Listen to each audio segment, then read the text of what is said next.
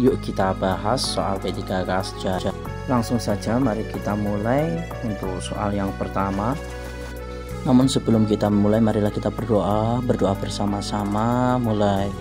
Nomor 1. Dalam proses penyebaran Islam di Indonesia, terlihat masyarakat melalui rekam jejaknya dari lahirnya sastra-sastra pasca Wali Songo yang ditulis dalam bentuk tembang, kidung, syair, dan hikayat, seperti Serat Sastra Gending karya Sultan Agung, Syair Perahu karya Hamzah Fansuri, Syair Ma'rifah karya Abdul Rauf Singkel, Suluk Syekh Malaya, Suluk Linglung, Suluk Malang Sumirang, Suluk Lebih Lontang, Suluk Jalmoluwe, Suluk Sujinang, Suluk Sukarsa, Serat Dewa Ruci, Serat Cabolek, Serat Wirid, Serat Jati Murti, Serat Niti Mani, Serat Sentini, Suluk Sukasmo Lelana, dan sebagainya. Melihat dari perkembangan para pujangga dalam memaknai ajaran agama Islam dalam bentuk karya yang dilakukan oleh para tokoh muslim tersebut dalam upaya pengajaran agama Islam, cara yang dilakukan tersebut guna mengajak para warga masyarakat mengenali ajaran leluhur agama Islam dengan cara-cara yang anggun dan damai. Metode yang dilakukan para pujangga tersebut masuk ke dalam metode dakwah: A. Melalui pendidikan, B.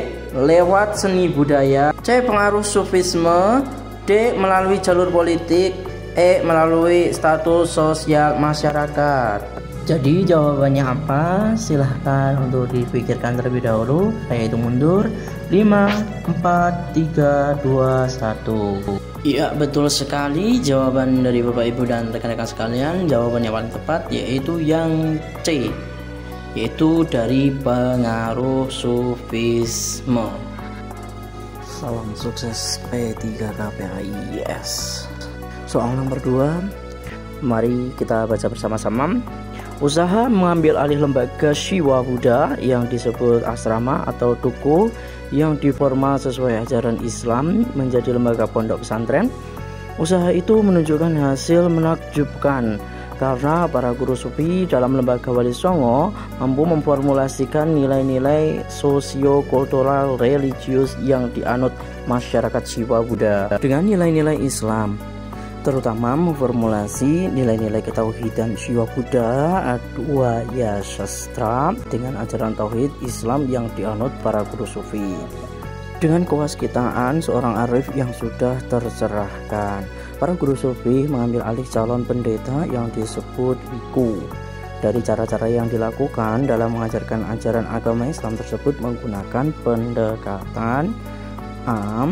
Lewat seni budaya, B. Melalui jalur politik, C. Melalui status sosial masyarakat, D. Melalui sufisme, E. Melalui pendidikan. Jadi nomor 2 ini manakah jawaban yang paling tepat? Saya tunggu hitungan mundur dari 5, 4, 3, 2, 1. Ya, tepat sekali Bapak Ibu dan rekan-rekan sekalian. Jawaban yang paling betul yaitu yang E, yaitu melalui pendidikan. Jadi untuk soal ini memang membutuhkan analisis. Dari jawaban tadi kita bisa mengambil dari analisis bahwasanya peran atau pengaruh terbesar dalam menyebabkan ajaran agama Islam di Indonesia itu tidak lepas dari strategi dan metode dari para penggagas, diantaranya yaitu 1. Melalui jalur sufi, 2. Melalui jalur pendidikan, 3. Melalui seni budaya masyarakat setempat, 4. Melalui perkawinan, 5. Melalui jalur perekonomian, 6. Melalui jalur politik.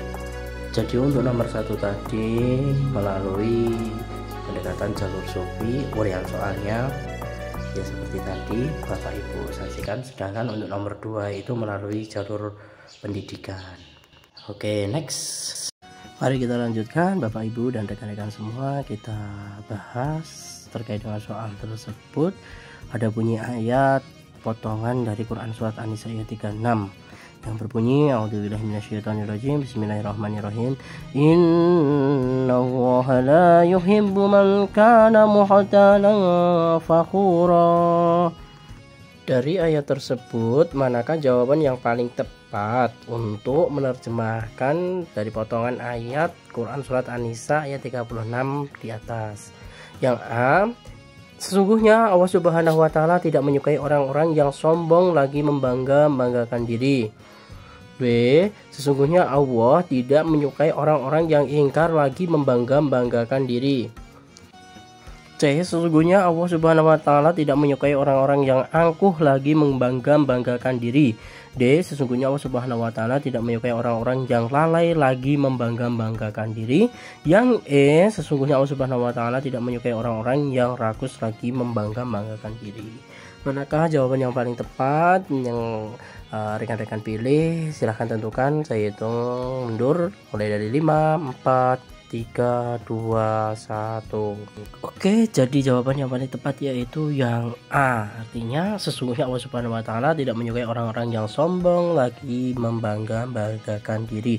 Ini sudah cukup jelas bahwasannya perbedaannya di kata muhtalan fakhura. Muhtalan itu artinya sombong, rekan-rekan sekalian, dan fakhura yaitu membanggakan diri. Jadi kata kuncinya itu silahkan untuk dicermati kata kuncinya seperti itu. Jadi cukup jelas Bapak Ibu, dari situ sesungguhnya Allah tidak menyukai orang-orang yang sombong dan membanggakan diri. Kita lanjutkan pembahasan soal berikutnya. Dalam sebuah kehidupan ini, Allah Subhanahu wa Ta'ala menyukai mukmin yang kuat daripada mukmin yang lemah. Yang tentunya orang tua tidak mungkin meninggalkan keturunannya dalam keadaan lemah.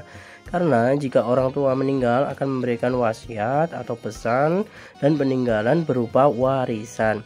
Jika orang yang sudah meninggal belum sempat memberikan wasiat, maka ahli waris harus membagi sesuai hukum waris yang sudah jelas diterangkan di dalam Al-Quran bagian-bagiannya yang disebut furudul muqaddarah, atau sesuai atau sudah jelas bagiannya, dan asobah sisa dari furudul muqaddarah. Dari hal tersebut, jika terdapat sebuah kasus sebagai berikut: seorang istri meninggalkan ahli waris yaitu suami, ayah, ibu, dan anak laki-laki, maka bagian masing-masing adalah. Dari pertanyaan di atas itu terdapat kata kunci yang harus kita garis bawahi. Pertanyaannya itu yaitu sebuah kasus sebagai berikut: seorang istri meninggalkan ahli waris yaitu suami, ayah, ibu, dan anak laki-laki, maka bagian masing-masing adalah A, setengah, seperempat, seperenam, dan asobah. B, seperempat, seperenam, seperdelapan, dan asobah. C, seperempat, seperenam, seperenam, dan asobah. D, seperempat, setengah, seperenam, dan asobah. Manakah jawaban dari Bapak Ibu yang paling tepat? Tentunya ada di pilihan A, B, C, atau D. Silahkan untuk dipilih. Saya hitung mundur dari 5, 4, 3, 2, 1. Oke. Ya, baik sekali. Jawaban yang paling tepat yang C, yaitu seperempat, seperenam, seperenam, dan asobah. Alasannya apa akan saya jelaskan sebagai berikut. Bagian ahli waris ada sebagai berikut: suami itu akan mendapatkan setengah jika tidak ada anak, sedangkan dia akan mendapatkan seperempat jika ada anak atau cucu dari anak laki-laki.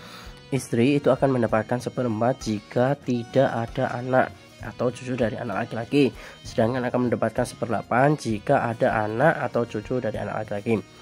Sedangkan ayah itu akan mendapatkan 1/6 jika bersama dengan anak laki-laki atau cucu dari anak laki-laki.